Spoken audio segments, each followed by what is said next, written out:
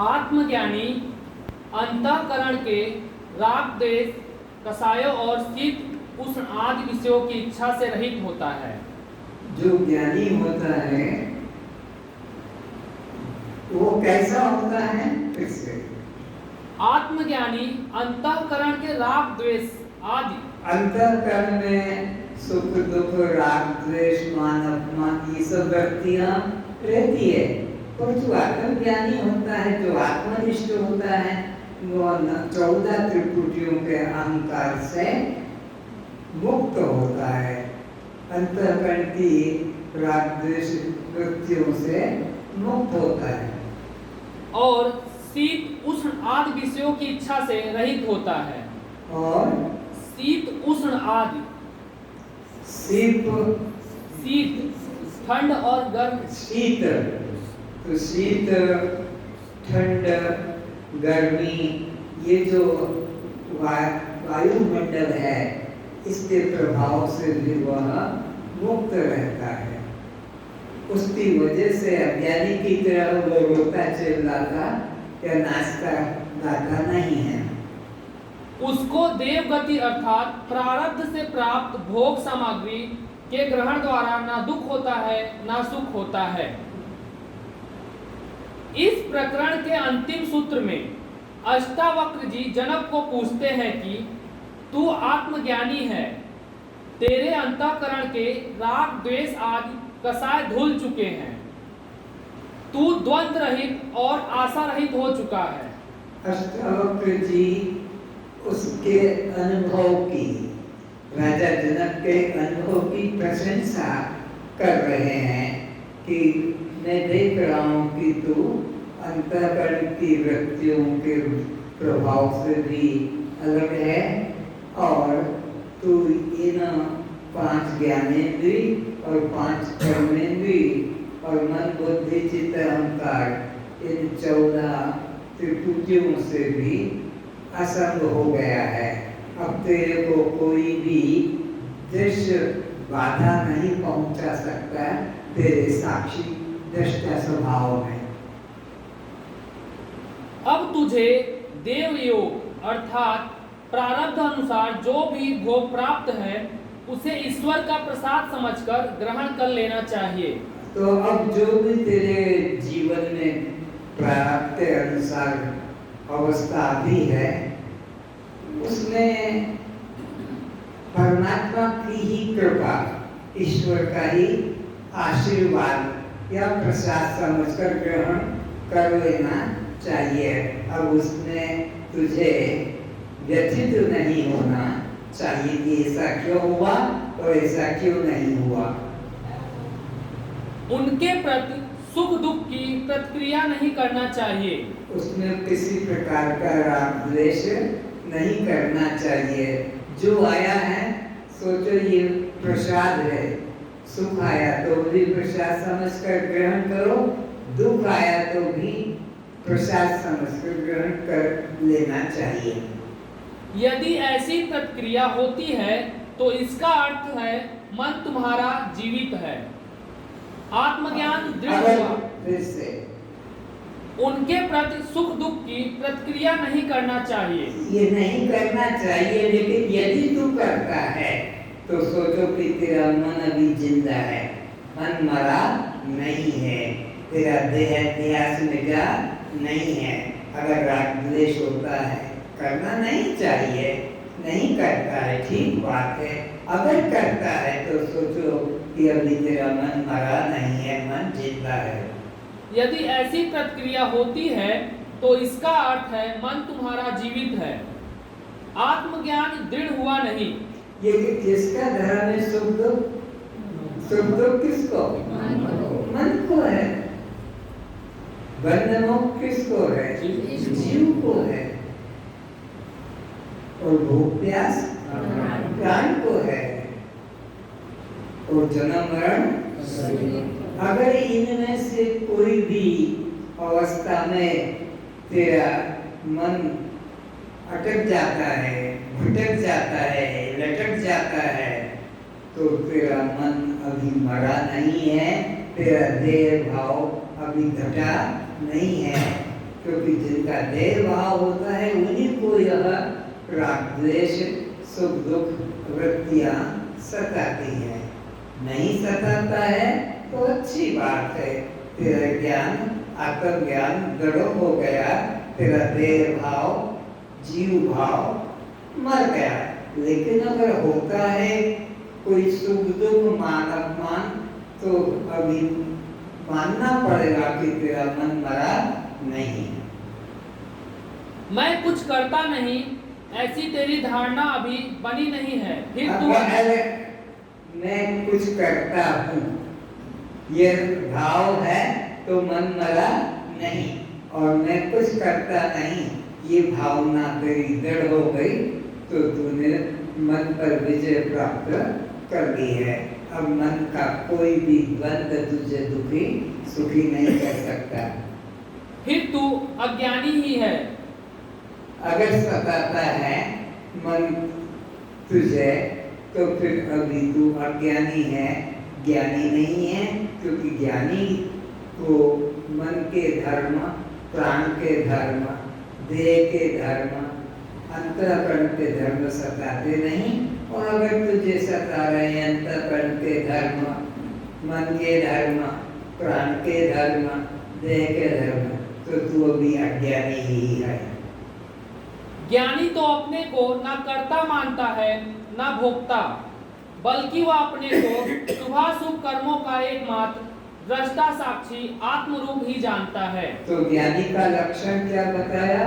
न तो वो अपने को किसी कर्म का कर्ता मानता है और न वो किसी भी फल का, चाहे वो अच्छा हो कि बुरा हो, ऊंचा हो कि नीचा हो, उसका महत्व भी ज्ञानी नहीं देता है। वो तो अपने को उस कर्म का साक्षी करके ही जानता है। जीसस ने आखिरी क्षण में कहा है, तेरी मर्जी पूरी हो। अज्ञानी जब भी प्रार्थना करते हैं तो कहते हैं, हे भगवान मेरा ऐसा कर दो वैसा कर दो, किंतु हमारा कहना गलत होगा, हमारा सोच गलत होगा, प्रयुक्त परमात्मा का निर्णय ही ठीक होगा। अज्ञानी जब भी प्रार्थना करते हैं तो कहते हैं, हे भगवान मेरा ऐसा कर दो वैसा कर दो, किंतु हमारा कहना गलत होगा, हमारा सोचा गलत होगा। हम जो भी सोचते हैं अपनी सूक्ष्म तुच्छ बुद्धि से, परमात्मा जो फल देता है वो उचित सोच कर देता है। तो अगर भगवान से प्रार्थना करते हैं कि मेरा ये कर दो मेरा वो कर दो, तो फिर सोचो कि तुम जो सोच रहे हो कोई सही थोड़ी है, वो गलत हो सकता है। और ईश्वर जो न्याय करता है वो सर्वज्ञ होने से उचित न्याय करता है। तो अपनी बुद्धि को समर्पित कर दो, अपनी बुद्धि को मत लगाओ कि ऐसा नहीं होना चाहिए, ऐसा हो गया ऐसा कर दो, ऐसा मत करो। ऐसा अपनी बुद्धि को भगवान के प्रसाद में मत लगाओ। भगवान का जो प्रसाद मिला है, सुख दुख मान अपमान, उसको सहो।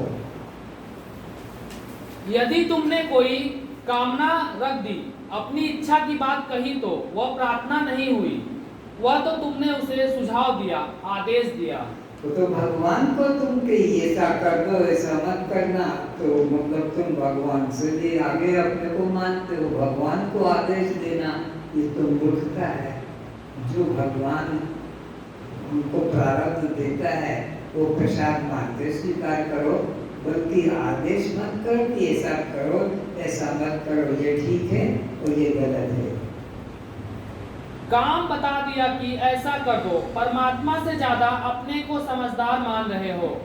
इधर पूजा में कहते क्या हो, सुख संपत्ति घर भेजो, कष्ट मिटाओ तन का, ओम जय जगदीश हरे। प्रार्थना में भी सुझाव दे रहे हैं, सुझाव भगवान को, क्योंकि सुख संपत्ति मेरे घर पहुंचाओ, मेरे परिवार में पहुंचाओ, और मेरे शरीर के जितने रोग हैं उनको भी मिटा दो। ये ओम जय जगदीश की जो प्रार्थना करते हैं उसमें भी ये प्रार्थना में सुझाव है कि सुख संपत्ति घर भेजो या घर आवे और कष्ट मिटे तन का। ये प्रार्थना भी करना नहीं चाहिए।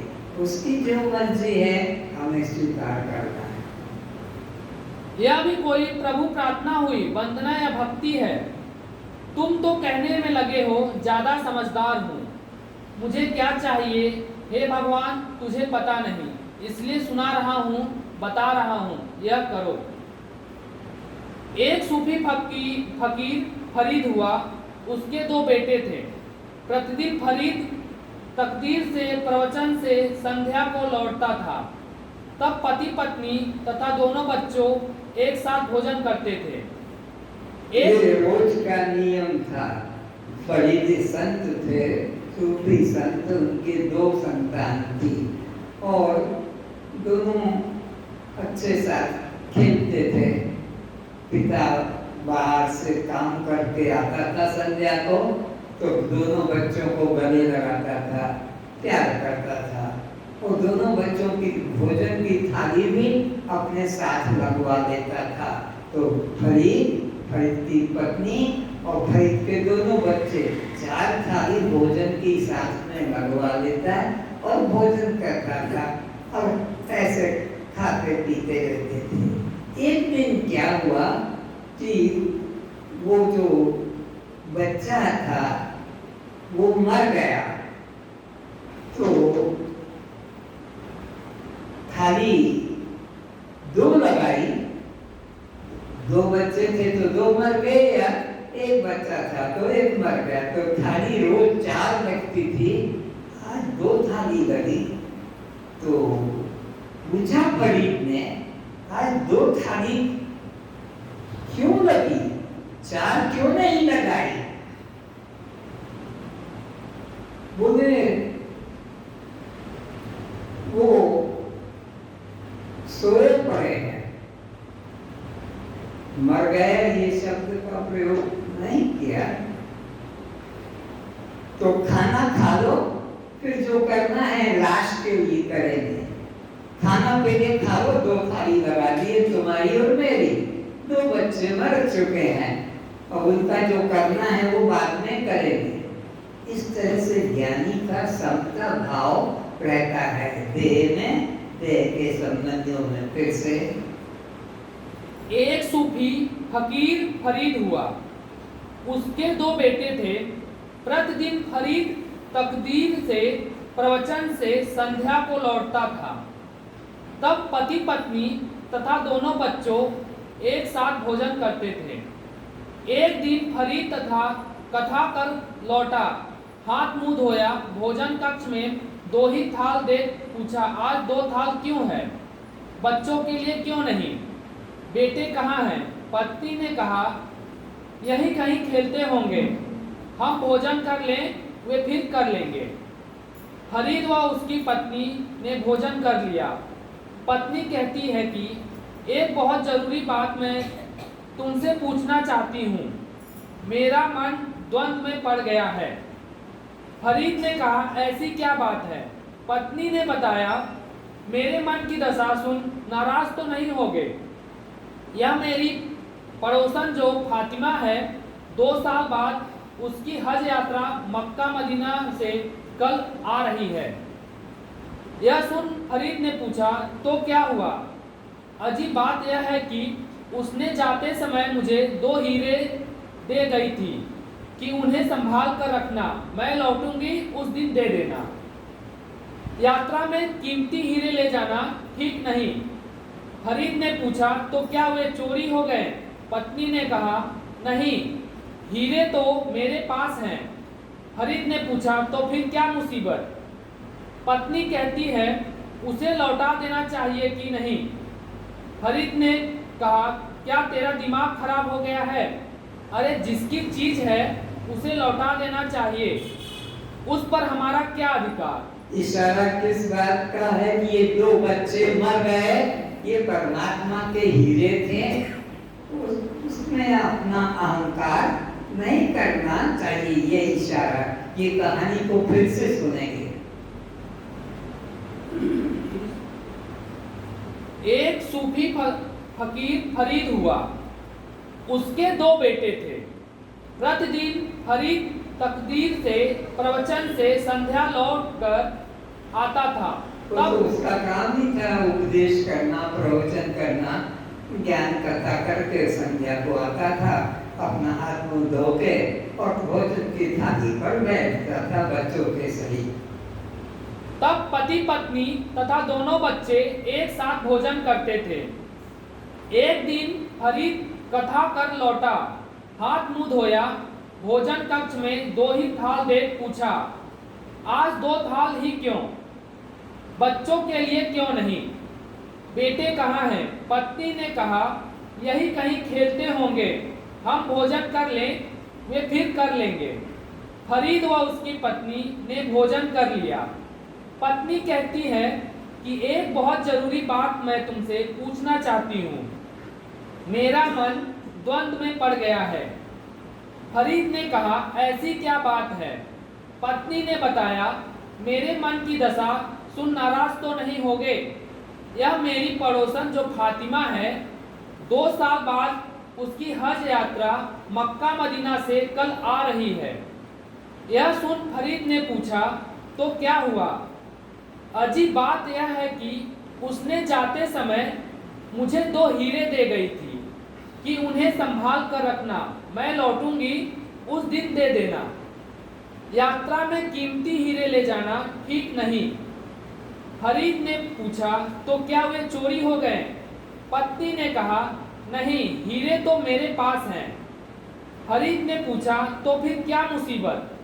पत्नी कहती है, उसे लौटा देना चाहिए या नहीं?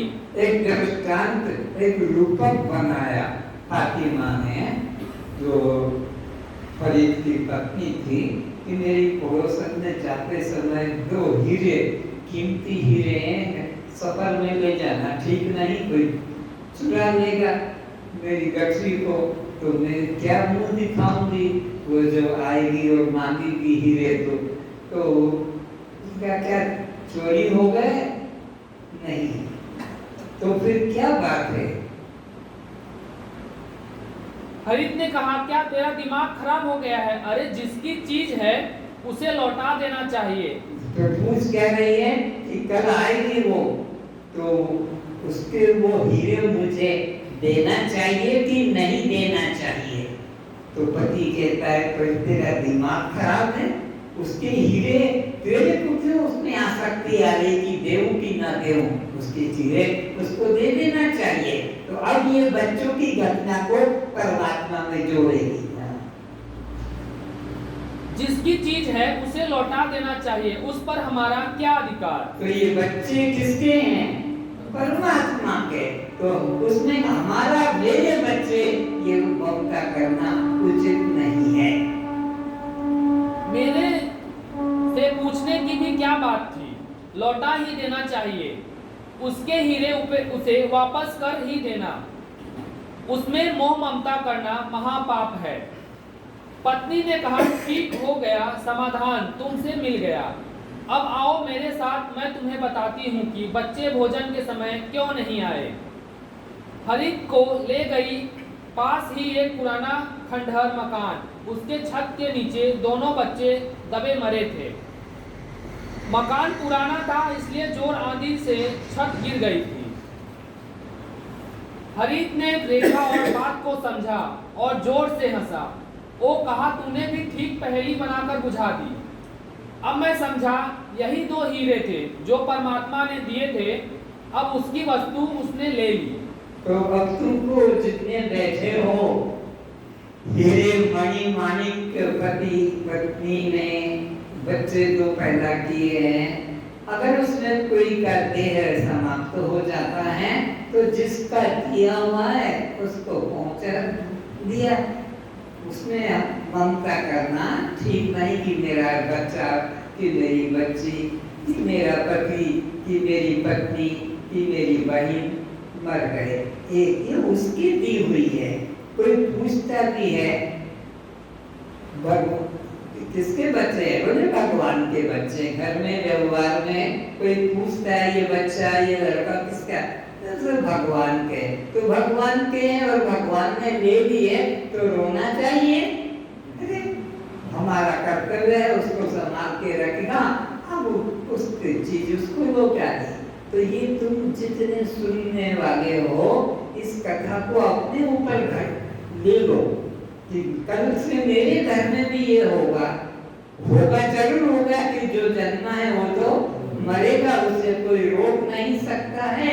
तो अपने को मन में दुख नहीं मनाना चाहिए, उसकी संपत्ति उसको लौटा दो। वस्तु उसने ले ली, हम चिंता से परवरिश करने से मुक्त हुए। अब तुम चिंता से मुक्त हो गए, परवरिश पालन करने के झंझट से भी मुक्त हो गए। उसने उसकी चीज ले ली तो रोना धोना पागलपन करना नहीं चाहिए। जैसा भी वह करे वही ठीक है। कौन करे? वह करे, परमात्मा। वो न्यायाधीश है, वो जो भी करता है उचित करेगा, अनुचित नहीं करेगा। तुम जो मांग करती हो ऐसा करो, ऐसा कर दो, ऐसा, ये अनुचित मांग है।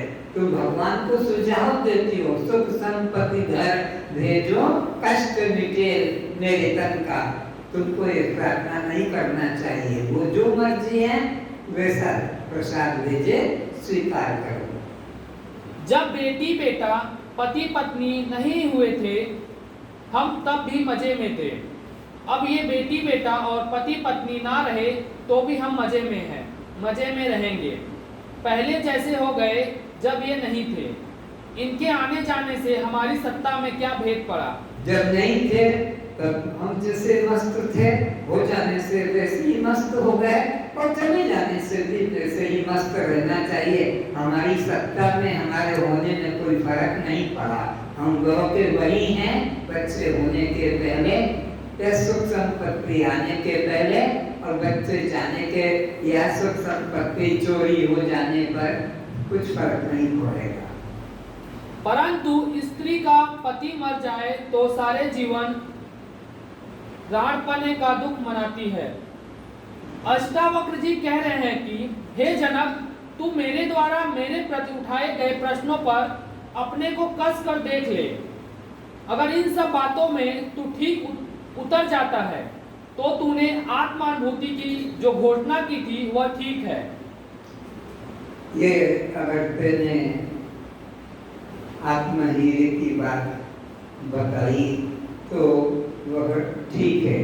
अगर तुमने अपने को देह से एक कर लिया, अंतःकरण से एक कर लिया, मन बुद्धि चित्त अहंकार से एक कर लिया, तो तेरी अभी मन की दशा कमजोर है, तेरा मन कच्चा है, तेरे को देह में अध्यास है, और तेरे को अंतःकरण की पांचों ज्ञानेंद्रियों की, पांचों कर्मेंद्रियों की बेटा बेटी की, धन संपत्ति की कोई आसक्ति नहीं है, तो तूने सच्चा ज्ञान पाया है।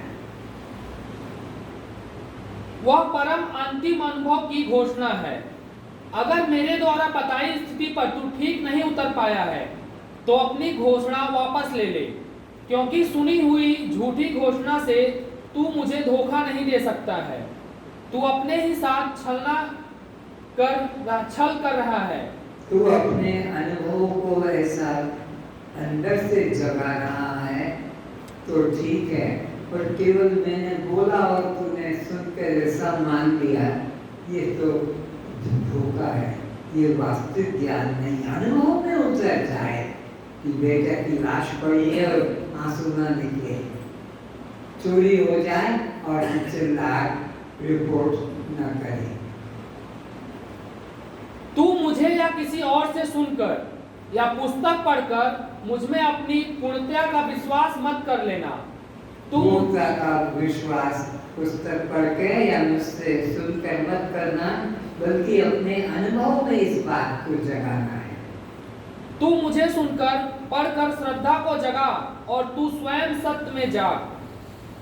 तू स्वयं खाकर भूख मिटा, मेरी तृप्ति की डकार तू लेना, तो वह बिना खाए की भूख की डकार है।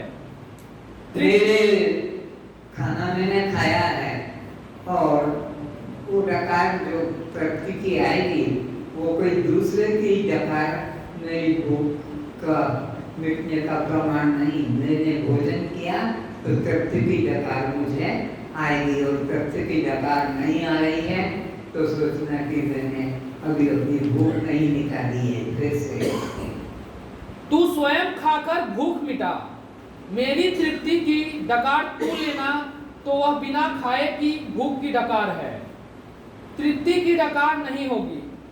देखना तेरी ही आंखों से संभव होगा, दूसरे तो मार्गदर्शन कर सकेंगे। तू ठीक से अपने को पहचान ले, मुझसे प्रभावित होकर या डर कर तो मुक्ति की घोषणा नहीं कर रहा है। मुझसे डरकर और मुझसे सुनकर मैं दृष्टा साक्षी आत्मा हूँ, यह घोषणा तू कर रहा है तो ये उचित नहीं है। तू अंदर से तो अपने को राजा और रानी को अपनी रानी और पुत्र को पुत्र और राज को राज मान रहा है, तो ये तेरी तृप्ति की डकार नहीं है, सुनी सुनाई मेरे द्वारा, और वही बात को तू दोहरा रहा है। गुरु अष्टावक्र की आंख तेज तलवार की धार के समान थी। गुरु ने जरा भी रहम नहीं किया, पूरी चोट की। जितनी भी परीक्षा की जा सकती थी, गुरु ने सब दरवाजों पर चोट की। फिर से गुरु दया नहीं करता है परीक्षा के अंदर, परीक्षा में कठोर से कठोर भी व्यवहार करके दिखाता है कि इसने कितना सहन किया है। गुरु अष्टावक्र की आंख तेज तलवार की धार के समान थी। गुरु ने जरा भी रहम नहीं किया, पूरी चोट की। जितनी भी परीक्षा की जा सकती थी, गुरु ने सब दरवाजों पर चोट की, कहीं से भागने की जगह ना छोड़ी। पहले भोग के दरवाजे पर चोट की, फिर त्याग के दरवाजे पर चोट की, कहीं भागने की जगह ना छोड़ी। पहले भोग का दरवाजा रोक दिया, फिर त्याग का दरवाजा भी रोक दिया, बचने का कोई उपाय ना छोड़ा। अष्टावक्र ने अपने शिष्य जनक की खूब कसकर परीक्षा ली। जनक जी ने गुरुदेव के आपेक्ष सुनकर जरा भी अपने को ठीक बताने की कोशिश नहीं की। जनक ने गुरु के वचनों को ठीक से सुना, और मैंने ऐसा नहीं सोचा, मैंने ऐसा सोचा है, ऐसा अपने मन की अवस्था बताने की चेष्टा नहीं की। गुरु ने कहा जब तूने जाना कि जगत झूठा है तो फिर क्यों फंसा पड़ा है, उठ बैठ जा, और भागने लगता है तो कह क्यों? जब जगत झूठा है तो तू भाग क्यों रहा? दोनों तरफ से चोट मारी और उसमें वो उत्तीर्ण होता गया कि मैं ठीक हूं, आप मिथ्या कटाक्ष क्यों कर रहे हैं? इस क्षेत्र में अपने को ठीक सिद्ध करने की कोशिश की होती तो जनक का शिष्यत्व समाप्त हो जाता। तो जनक ने ऐसा अपने को निर्दोष बताने की चेष्टा नहीं की, जैसा भी कहा उसने स्वीकार किया। गुरु ने जैसा कहा वैसा शांत मन से सुन लिया। शिष्य की उन्नति अहंकार शून्य होने में है। शिष्य की उन्नति सफलता किसमें है? अहंकार शून्य होने में। गुरु जो करे, जो प्रसाद दे, जो आशीर्वाद दे या जो दंड दे, उसको स्वीकार करना, उसका विरोध कभी नहीं करना। अहंकार करने में तो शिष्य का पतन है। शिष्य में अहंकार खो जाना ही या गुरु के मन में करुणा का जागरण है। गुरु गर्दन पर तलवार भी रख दे तो फूलों का हार ही रखा मालूम होना चाहिए। अगर गुरु दृष्टांत समझा रहे हैं कि तलवार भी नंगी गर्दन के ऊपर रख दे, तो शिष्य को नहीं सोचना चाहिए कि ये तो मन की बात को जानने वाले हैं और मेरी गर्दन पर झूठी बात सुनकर तलवार रख दी। नहीं, उस वक्त भी क्या सोचना चाहिए कि मेरे गुरुदेव मेरे को गले में फूलों की माला पहना रहे, तलवार गर्दन पर है, झटका लगने से कट जाएगी। पर शिष्य की श्रद्धा कितनी ऊंची कि गुरु ने तो तलवार रखी और शिष्य सोचता है फूलों का हार रखा है। क्योंकि जब समर्पण पूर्ण रूप से हो गया है, तब गुरु जो भी करेंगे करुणा का ही उन क्रियाओं में दर्शन होगा। वहां तो गुरु मार भी डाले तो भी शिष्य मरने को तत्पर रहता है, क्योंकि गुरु तारनहार है। मारने में भी अमरता ही करता है, गुरु मार कर भी अमर बना देता है। डॉक्टर लोग स्वस्थ करके भी मारते हैं, डॉक्टर लोग जितने हैं सब ये रोग ठीक हो गया है, इससे ये रोग ठीक हो जाएगा, फिर भी मरेगा, बचेगा तो नहीं। तो डॉक्टर बचाकर भी मारता है और परमात्मा मारकर भी बचाता है, वो मारता नहीं। भव भय भंजनहार है, गुरु के हाथों से मौत आने परमात्मा के हाथों से मौत, तो इससे अधिक शुभ भी क्या होगा। यह तो गुरु की महानुकंपा है कि वह गर्दन को अलग कर दे, अर्थात अहंकार को चूर चूर कर दे। गुरु शिष्य के अहंकार को ढूंढता है और उसको चूर चूर कर देता है, ये गुरु की दया है। और तुम गुरु को निष्ठुर मान लेते हो कि मेरे को सबके बीच में ऐसा कह दिया कि ये चोटी में ये क्यों लगाया है, ये रिबन क्यों लगाई है, ये साड़ी के फंदे क्यों लटका के रखे। तो गुरु के वचन में अपने अहंकार को चूर चूर कर देना ही उचित है।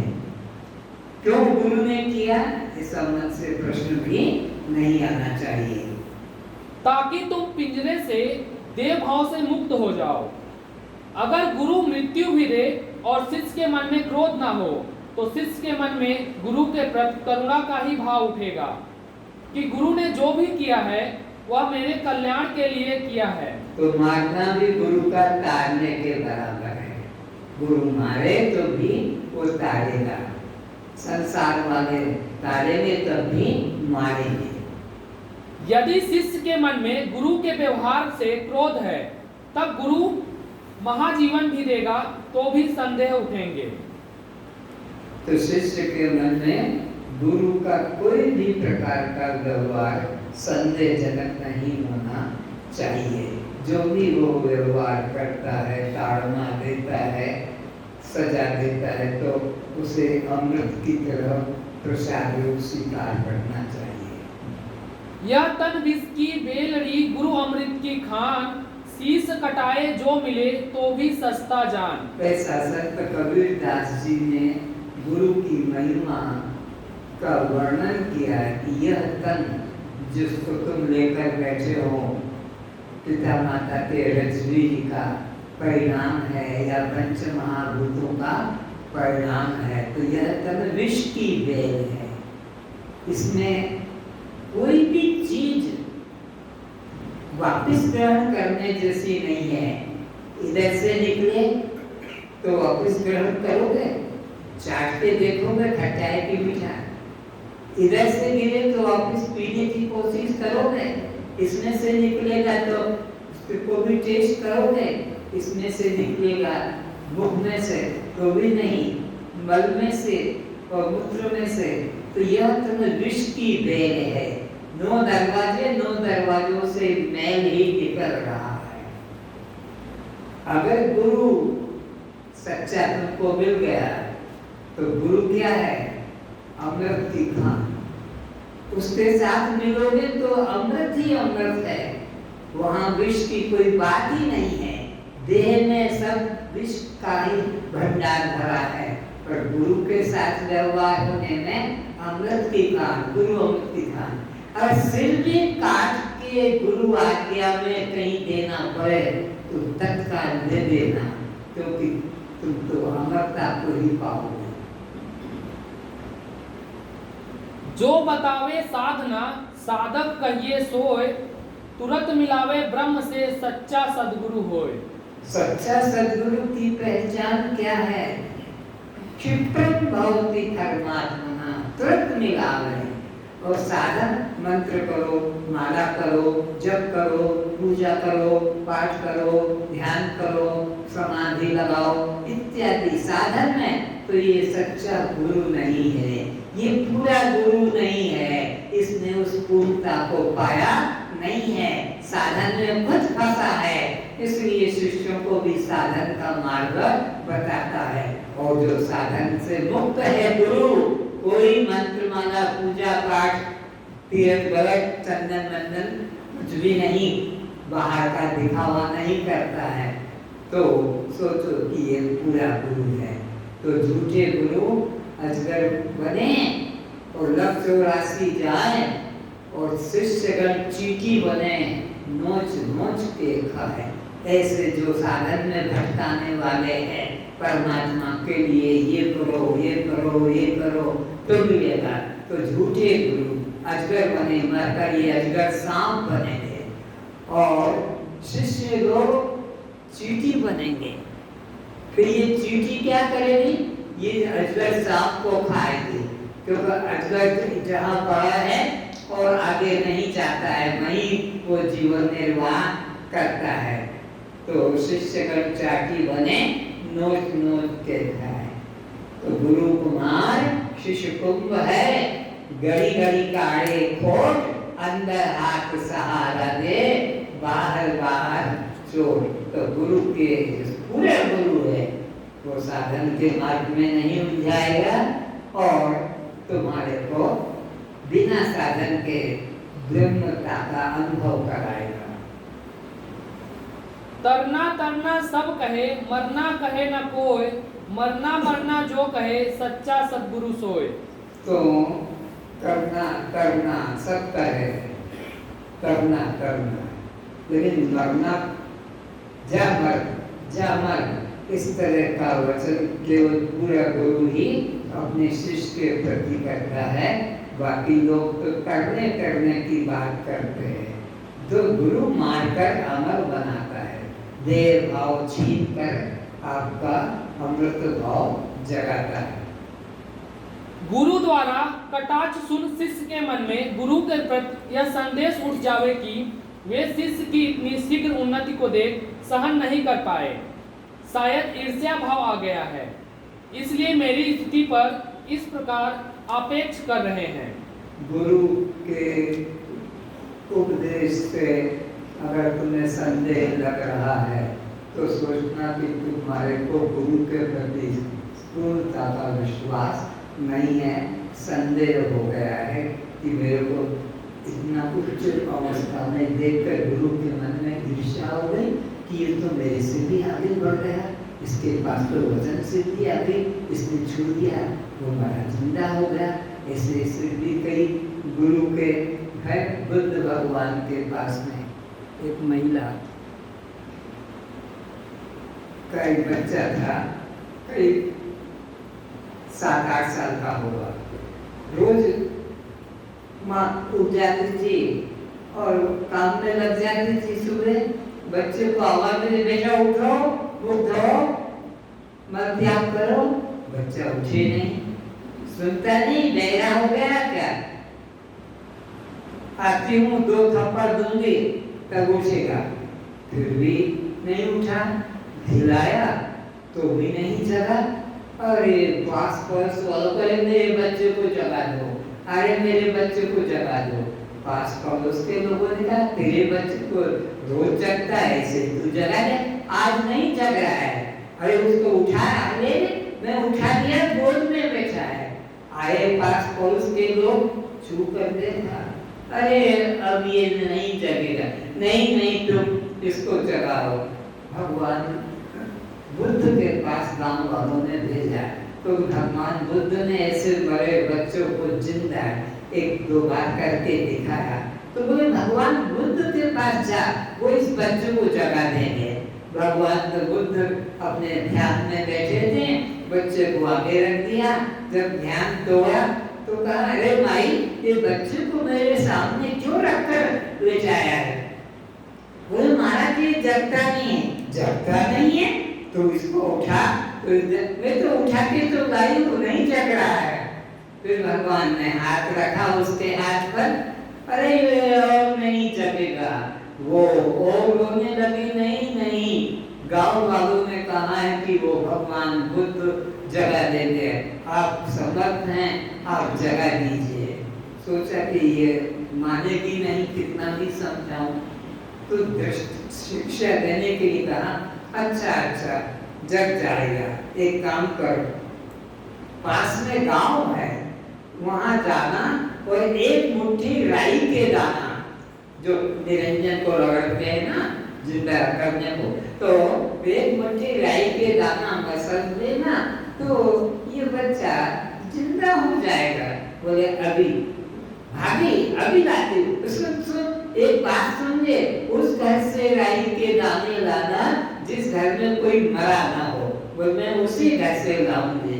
गाँव में गई और कहा मेरे को एक मुट्ठी राई दाना दे दो, मेरे बच्चे को जिंदा करने के लिए भगवान बुद्ध ने मांगा। बोले थैली भर के ले जा, हमारी तो खेती होती है। उसने मुट्ठी भरी। एक बात बताओ, तुम्हारे घर कोई मरा तो नहीं है? बोले 1 महीने पहले पिताजी मर गए, वहीं छोड़ दिया।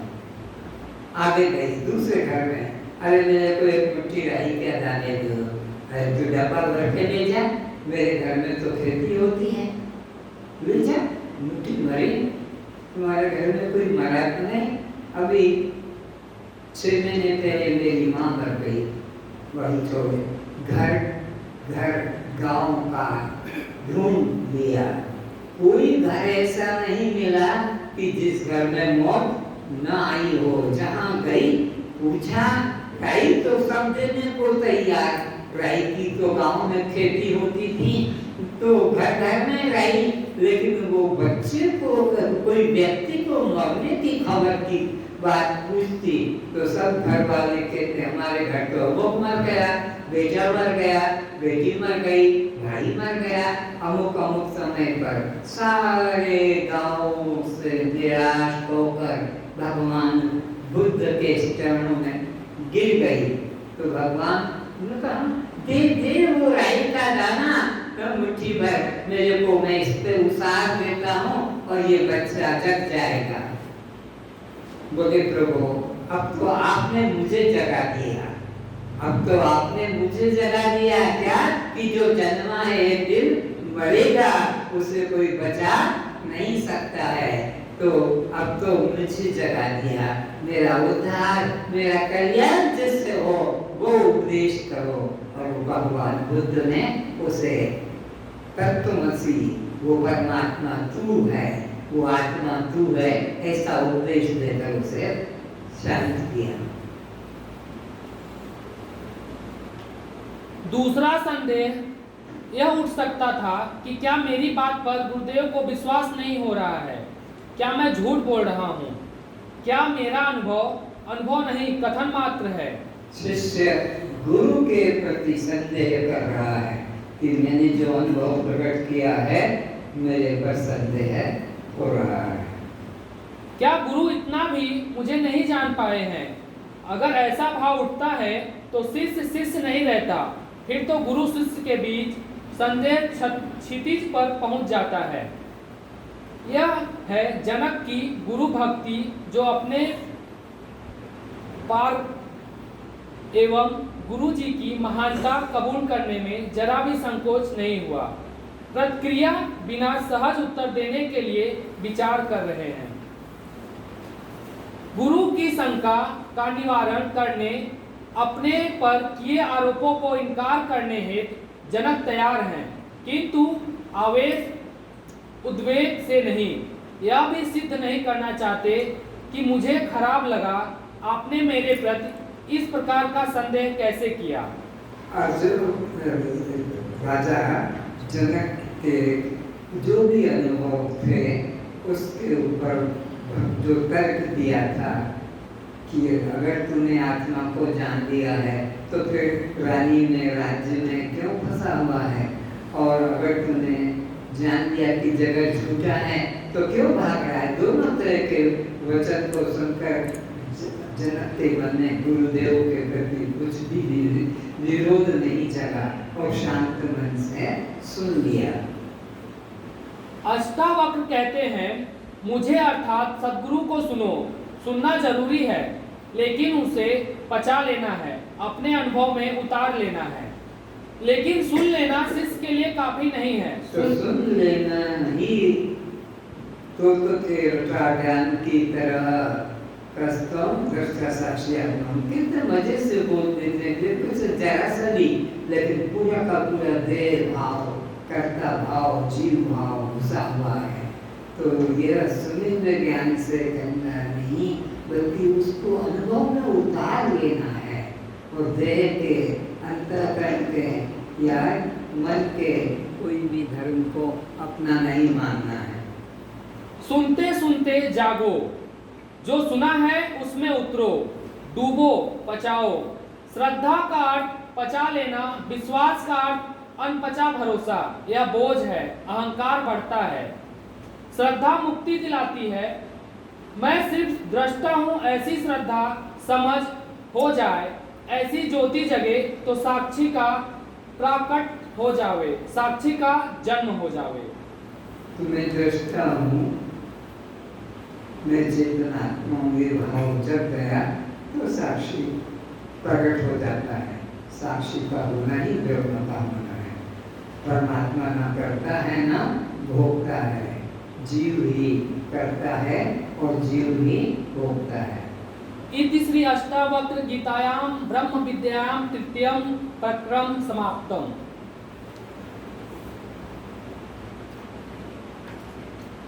चतुर्थ प्रकरण जनक उवाच। अभी तक 3 प्रकरण हुए हैं अष्टावक्र महागीता के, और जनक के अच्छी तरह से परीक्षा कर ली है और जनक डिगा नहीं, आत्मभाव में पूरा डर रहा। जनक उवाच। तीसरे प्रकरण में अष्टावक्र जी ने जनक को आत्मज्ञान होने पर भी उसके राज्यकाल में स्थिति देख उसके व्यवहारिक जीवन की निंदा रूप आपेक्ष किया।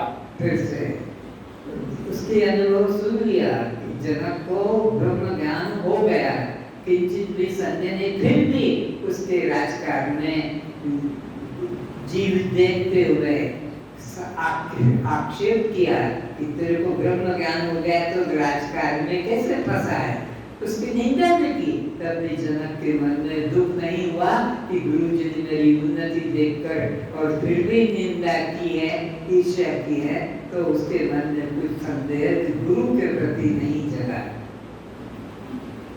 तीसरे प्रकरण में अष्टावक्र जी ने जनक को आत्मज्ञान होने पर भी उसके राज्यकाल में स्थिति देख उसके व्यवहारिक जीवन की निंदा रूप आपेक्ष किया। उसका उत्तर अब जनक जी ने नम्रता पूर्वक इस चौथे प्रकरण के 6 श्लोकों में करते हैं। जनक जी मानते हैं कि गुरुदेव मुझसे प्रश्न कर मुझ पर आपेक्ष कर दिव्य प्रसाद प्रदान करने के लिए मेरी परीक्षा ले रहे हैं। जैसे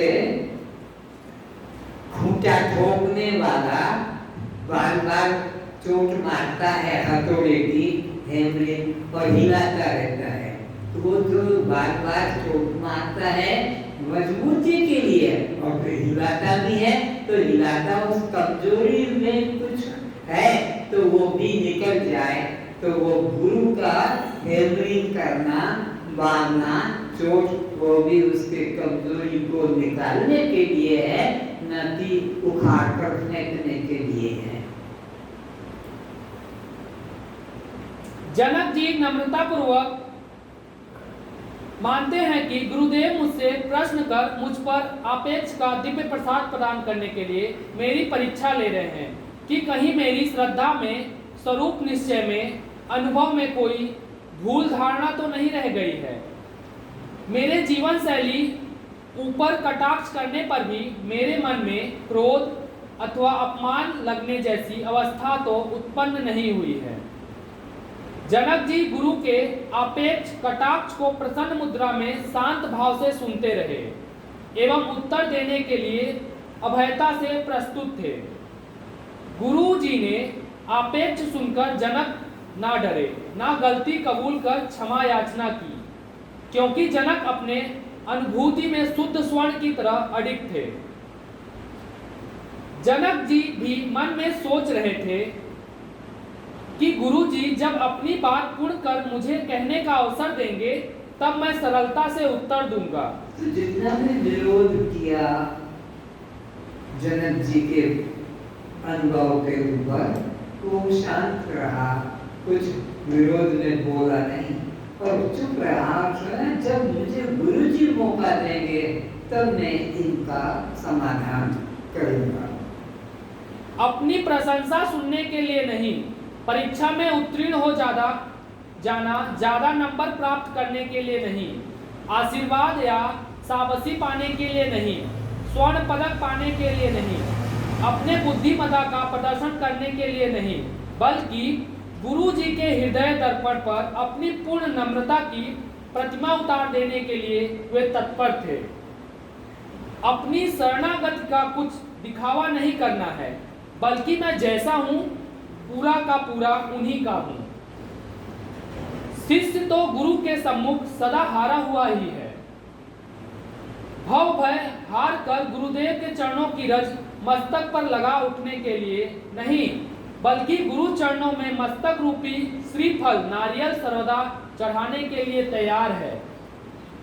जनक जी के मन में गुरु के प्रति अपार भक्ति, प्रेम, श्रद्धा है। उन्होंने जन्म जन्म के बंधन को पल में दूर कर दिया।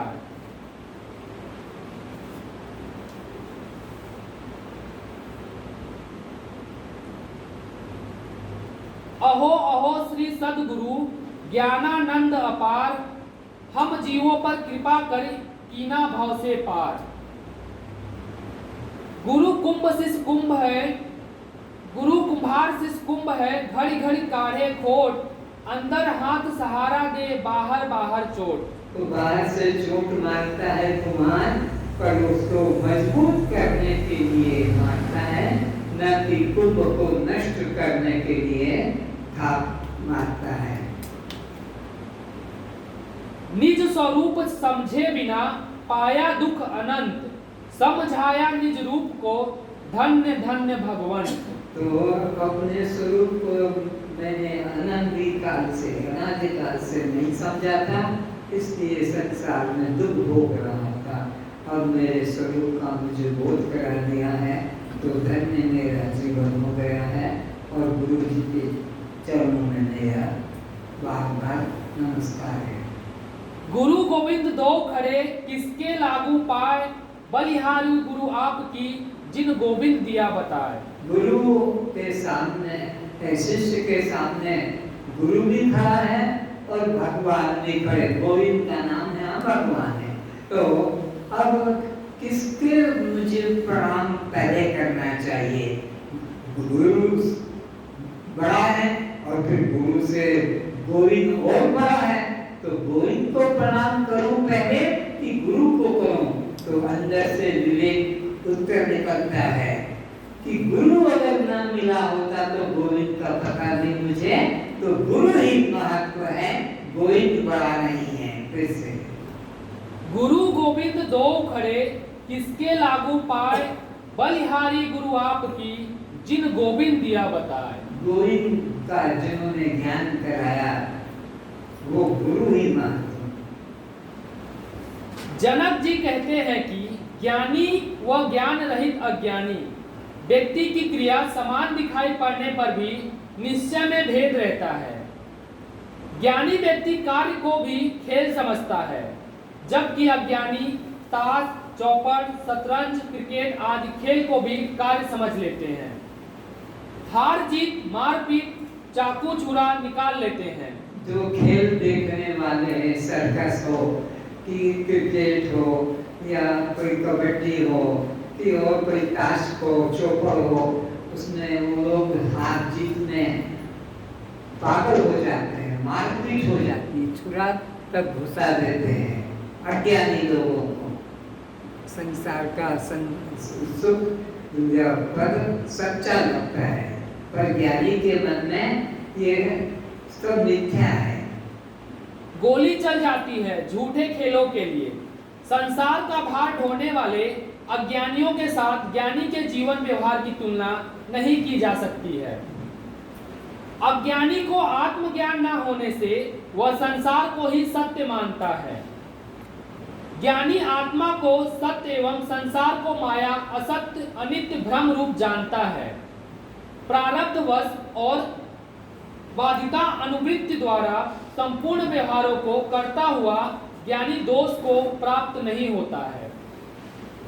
सब व्यवहार करता है, लेकिन उसको सच्चा नहीं मानता है, उसमें राग द्वेष नहीं करता है।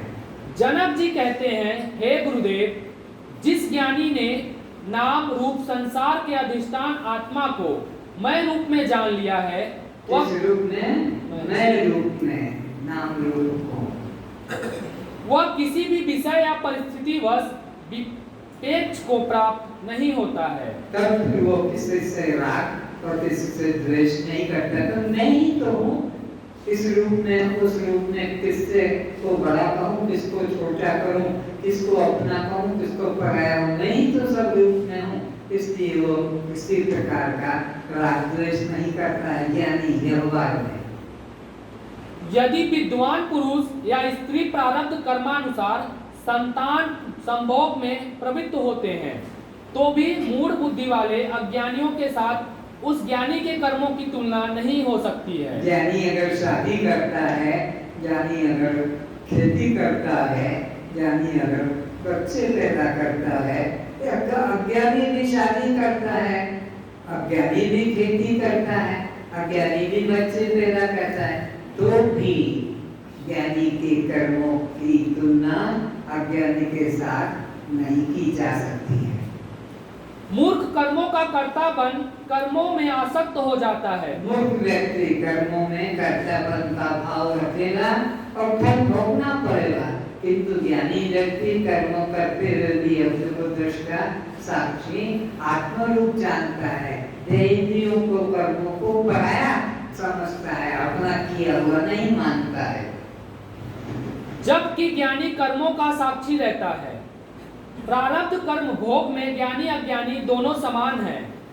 ज्ञानी कष्ट मिलने पर भी धीरता के कारण कलेश को प्राप्त नहीं होता है, किंतु अज्ञानी मूर्ख अधीरता के कारण कलेश को प्राप्त होता है। अभी दृष्टांत देखा, बच्चे के लिए कितना माता परेशान थी, भगवान बुद्ध ने गांव में भेजा और जिस घर में कोई न मरा हो उस घर से मुट्ठी राई का दाना लाना, लेकिन कोई घर ऐसा नहीं मिला और उससे बोध जग गया कि जो जन्मा है वो तो मरेगा, इसके लिए दुख क्या मनाना।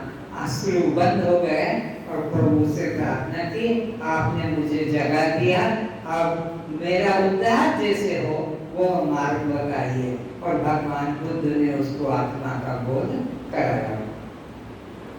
ज्ञानी अज्ञानी सभी प्राणी प्रकृति को प्राप्त होते हैं, अर्थात अपने स्वभाव के परवश हुए कर्म करते हैं। ज्ञानवान भी अपनी प्रकृति के अनुसार चेष्टा करता है, फिर इसमें किसी का हट क्या करेगा कि मैं ऐसा करूंगा, मैं ऐसा नहीं करूंगा। ज्ञानी अज्ञानी दोनों के विचारों में बड़ा अंतर होता है। ज्ञानी मरने के क्षणों में प्रसन्न निश्चय निर्भय रहता है, अज्ञानी मृत्यु को समीप आते देख भयभीत हो जाता है। अज्ञानी भयभीत हो जाता है, ज्ञानी साक्षी बनकर देखता है, उसमें दुखी नहीं होता। वह अपने धन पुत्र पत्नी व्यापार आदि की चिंता करता हुआ तड़प तड़प कर मरता है। अज्ञानी व्यक्ति। ज्ञानी पुरुष के पास आज के लिए खाने को नहीं तब पर भी प्रसन्न है।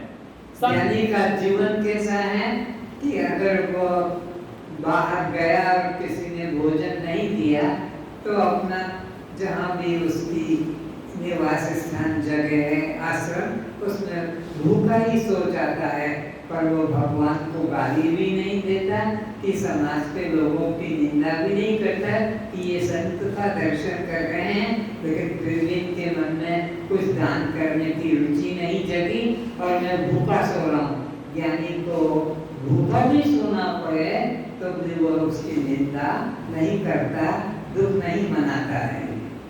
संध्या या कल की चिंता तो वह करता ही नहीं। अज्ञानी के पास करोड़ों का धन है तब भी दुखी है। ज्ञानी सदा हंसता है, अज्ञानी सदा रोता रहता है। ज्ञानी जीवन को नाटक ही समझता है, अज्ञानी सिनेमा नाटक क्रिकेट को भी सत्य समझता है एवं सिनेमा नाटक देखते देखते दृश्यों में एकत्व बुद्धि में कभी हंसता, कभी रोता, कभी चिल्लाने लग जाता है। ज्ञानी की दृष्टि में संपूर्ण जीवन एक खेल है। ज्ञानी के जीवन में भोग आवे या जावे, सम्मान मिले या अपमान, प्रशंसा हो या निंदा, संपत्ति आवे या जाए, कोई जन्म ले या मर जावे, किंतु उसके निश्चय में, आत्मनिष्ठा में कोई अंतर नहीं पड़ता। फिर से ज्ञानी का जीवन कैसा होता है? कितना कितना जीवन में द्वंद्व आता है, पर वो निर्द्वंद रहता है। ज्ञानी की दृष्टि में संपूर्ण जीवन एक खेल है। ज्ञानी के जीवन में भोग आवे या जावे, सम्मान मिले या अपमान, प्रशंसा हो या निंदा। तुम अपने ऊपर उतारना इन वाक्यों को जो पढ़ा जा रहा है। क्या मेरा जीवन इस प्रकार सा है? तो सचमुच में भले संसार वाले मेरी निंदा करे, मैं ज्ञानी ही हूँ। और अगर मेरे जीवन में ये घटनाएं से राग द्वेष होता है तो सोचना कि भले कोई मुझे ज्ञानी कहे, पर मैं ज्ञानी नहीं हूँ, क्योंकि राग द्वेष मेरे मन में है, राग हानि का सुख दुख मेरे मन में है। संपत्ति आवे जाए, कोई जन्म ले या मर जावे, किंतु उसके निश्चय में, आत्मनिष्ठा में कुछ अंतर नहीं पड़ता। ज्ञानी संपूर्ण जीवन को एक खेल समझकर राग द्वेष रहित हो जीवन व्यवहार करता रहता है। अंधकार एवं प्रकाश का जैसे संबंध नहीं, इसी प्रकार अज्ञानी के जीवन क्रिया के साथ ज्ञानी की क्रियाओं की तुलना समता नहीं हो सकती। जैसे कोई ड्रामा खेल चलता है तो उसमें राग द्वेष होते हैं, लेकिन उसके लिए वो दुखी सुखी नहीं। ड्रामा है, सिनेमा है, नाटक है, कोई मर गया, कोई को जीत हुई, कोई की हार हुई, जिससे वो लोग कुछ उससे प्रभावित नहीं होते हैं। ड्रामा नाटक सिनेमा के जो कार्य करता, ज्ञानी का जीवन भी इसी प्रकार जगत को सपना या नाटक समझता है, और इसमें जो भी लाभ हानि मान अपमान सुख होता सब में साक्षी बना रहता है। उसमें क्रोधित नहीं होता, हर्षित नहीं होता। ज्ञानी सदा साक्षी भाव में रहता है, अज्ञानी कर्ता भोक्ता बना रहने में दुखी रहता है। ज्ञानी कर्म करके भी शांत रहता है, जबकि अज्ञानी कुछ कर्म ना कर चुप बैठकर भी रोता रहता है। कर्म करके भी शांत रहता है, उसके जीवन में उथल पुथल नहीं होती है। हो गया पूरा तो ठीक, अधूरा रह गया तो ठीक है। लेकिन अज्ञानी कर्म न करके भी शांत नहीं रहता है, उसमें भी वो अशांति। ज्ञानी कर्म करके भी अशांत नहीं होता है, और अज्ञानी कर्म न करके भी शांत नहीं होता है। अज्ञानी फिर भी कुछ न कुछ मन से सोचता रहता है। शरीर स्थिर एक जगह पड़ा है, लेकिन मन से कितना कितना सपना सजाता है। तो ज्ञानी अज्ञानी के जीवन का अंतर बता रहे हैं। ज्ञानी कर्म करके भी शांत है, अज्ञानी कर्म न करके भी अशांत है। चुप बैठने में भी वह कर्ता भाव में बंध जाता है। कौन? अज्ञानी और अज्ञानी की दोनों की तुलना चल रही है। तो अज्ञानी कैसा है? चुप बैठने में भी वह कर्ता भाव में बंध जाता है। कौन? अज्ञानी न करके भी कुछ न कुछ मन से सोचता रहता है कि मैं 2 घंटे प्रतिदिन मौन रहता हूँ, ध्यान करता हूँ। यह कर्ता भाव का अहंकार बना रहता है। ये कर्ता भाव कि मैं 2 घंटे गीता पढ़ता हूँ, कि 1 घंटा मैं माला करता हूँ, कि जप करता हूँ, कि ध्यान करता हूँ, तो कर्ता बन वो फंस जाता है, अहंकार करता है, कर्ता बन जाता है। जबकि राज्य व्यापार कर्म करने पर भी ज्ञानी साक्षी भाव में जीता है। ज्ञानी साक्षी भाव में जीता है। अपना जो प्रारब्ध का कर्म है, शरीर परिवार, उसका पालन भी करता है, जीवन निर्वाह का धंधा भी करता है, लेकिन शांत रहता है। ज्ञानी वास्तव में भोग भोक्ता ही नहीं, किंतु अज्ञानियों की दृष्टि में ज्ञानी कर्ता भोक्ता दिखाई पड़ता है। साथ साथ रहने वाले, परस्पर मित्रता रखने वाले, 2 सुनहरी पंख रखने वाले पक्षी एक ही वृक्ष पर आश्रय कर रहते हैं। उनमें एक पक्षी देखता है तथा दूसरा पक्षी उस वृक्ष के खट्टे कड़वे मीठे जैसे भी फल होते हैं उन्हें वह खाता है। एक उपनिषद का दृष्टांत दे रहे, द्वासवर्णा सयुजा सवधायाम समान वृक्ष कैसे सुजाते। एक वृक्ष के ऊपर, एक डाल के ऊपर दो पक्षी बैठे रहते हैं।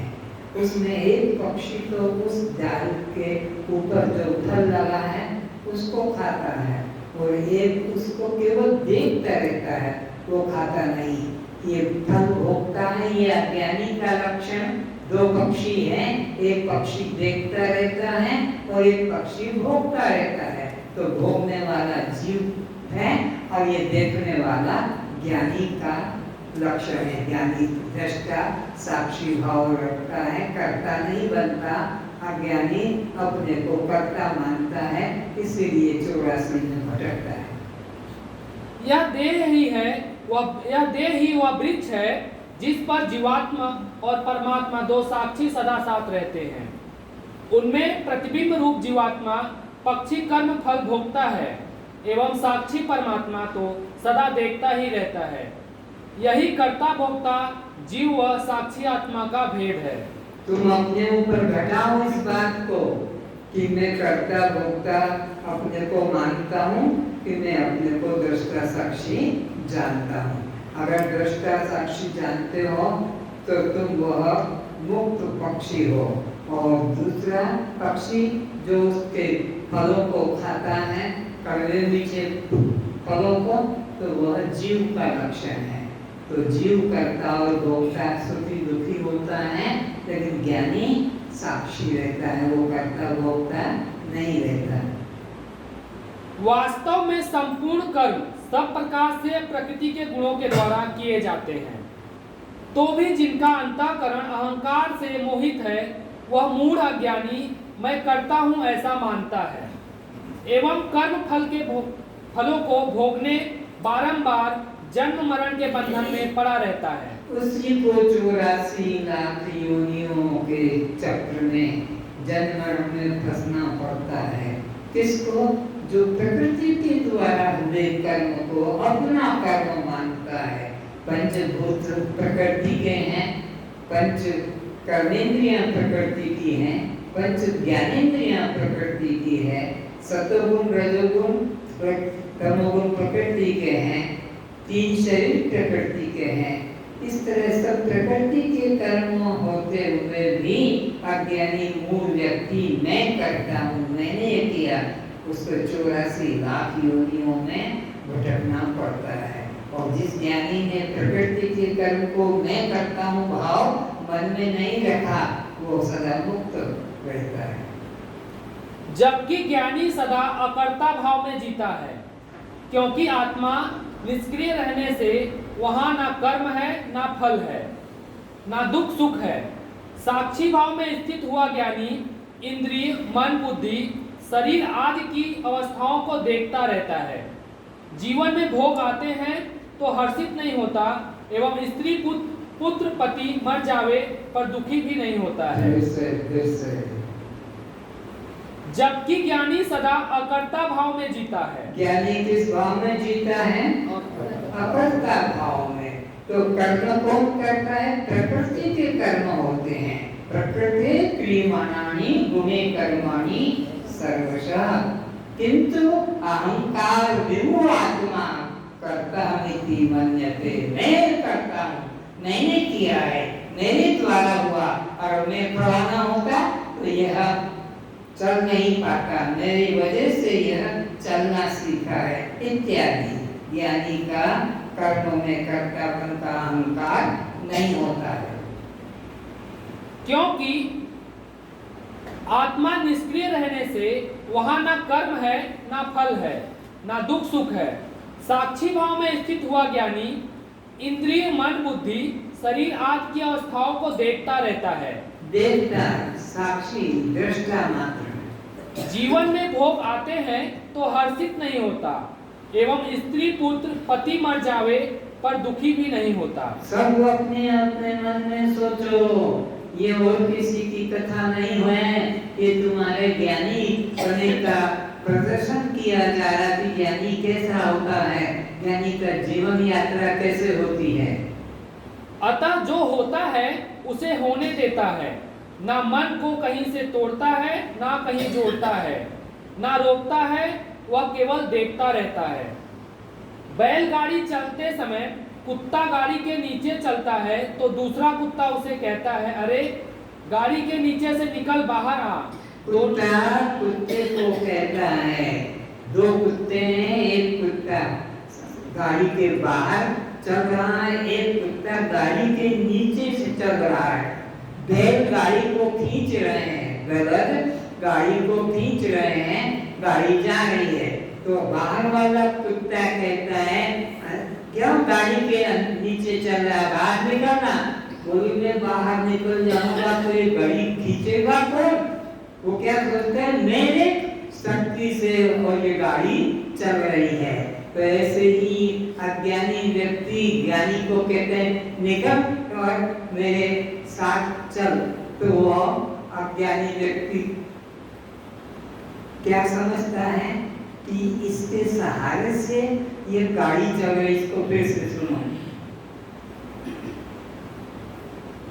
बैलगाड़ी चलते समय कुत्ता गाड़ी के नीचे चलता है तो दूसरा कुत्ता उसे कहता है, अरे गाड़ी के नीचे से निकल बाहर आ, दोनों साथ घूमने चलेंगे। गाड़ी के नीचे चलने वाला कुत्ता कहता है, मैं गाड़ी चला रहा हूँ, मैं नीचे से हट गया तो बोझ कौन ढोएगा, गाड़ी कौन खींचेगा। इस प्रकार छत में चिपकी विष भरी छिपकली चलती है, उसे जब कोई नीचे उतारने के लिए कहते हैं तो वह कहती है, अरे कैसी बात करते हो, देखते नहीं मैं छत को संभाले हुए हूँ। छिपकली बिस्मिल्लाह चलती है तो वो सोचती मेरी वजह से ये छत टिका है, मैं हट जाऊंगी तो छत नीचे आ जाएगा। कि जैसे अज्ञानता की बात है, ऐसे ही मैं घर गृहस्थी चलाता हूँ, मैं नहीं रहूंगा तो तुमको याद आएगी, पछताओगे। बाप क्रोध में बेटे को भी कहता है, पत्नी को भी कहता है कि मेरी वजह से ये घर चल रहा है, तुम मौज शौक उतार कर रहे हो, मैं निकल जाऊंगा, चला जाऊंगा तो तुम भूखे मर जाओगे। मैं नीचे उतर आई तो छत गिर जाएगी, सब लोग दब मरेंगे। ठीक इसी कुत्ते छिपकली की तरह गृहस्थ मनुष्य संसारवाही को समझना चाहिए। वो अपने को कर्ता मानता है और कहता है कि मैं नहीं रहूंगा तो घर कौन चलावेगा, बच्चे नहीं पढ़ेंगे, परीक्षा नहीं देंगे, लड़की की शादी कौन करेगा, मकान कौन बनवावेगा, मैं नहीं रहूंगा तो तुम सब भूखे मर जाओगे। जबकि ज्ञानी कहता है, मैं कुछ नहीं करता हूँ, मैं केवल देह संघात व उसके कर्म का साक्षी हूँ। प्रकृति द्वारा सब कर्म स्वतः होते चले जाते हैं। जिस पुरुष के अंतःकरण में मैं करता हूँ ऐसा भाव नहीं है तथा जिसकी बुद्धि सांसारिक पदार्थों में और कर्मों में लिपायमान नहीं होती, वह पुरुष इन सब लोग को मार कर एवं भोगों को भोग कर भी वास्तव में ना तो मरता है ना भोगता है और ना वह पाप से बनता है। दुनिया का सबसे बड़ा पाप भी ज्ञान नौका द्वारा निसंदेह संपूर्ण पापों से भली भांति पार हो जाएगा। सब भोगों को भोगते हुए भी कैसे वह तर जाएगा। उत्तर है, आत्म तत्व को मैं रूप में जानने वाला सांख्य योगी, जो देखता हुआ, सुनता हुआ, स्पर्श करता हुआ, सूंघता हुआ, भोजन करता हुआ, गमन करते हुए, आंख खोलने मूदते हुए, संतान उत्पन्न करते हुए भी सब इंद्रियां अपने अपने अर्थों में बरत रही हैं, विचरण कर रही हैं। इस प्रकार समझकर निसंदेह ऐसा माने कि मैं कुछ भी नहीं करता हूँ। ज्ञानी व्यक्ति के समस्त कर्म होने पर भी वह अपने पूर्ण कर्मों से अलग दृष्टा साक्षी रूप में जानता है।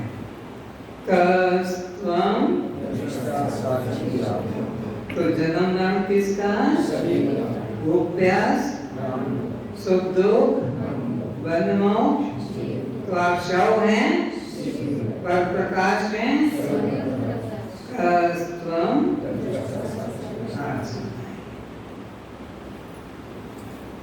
बिस्तर पर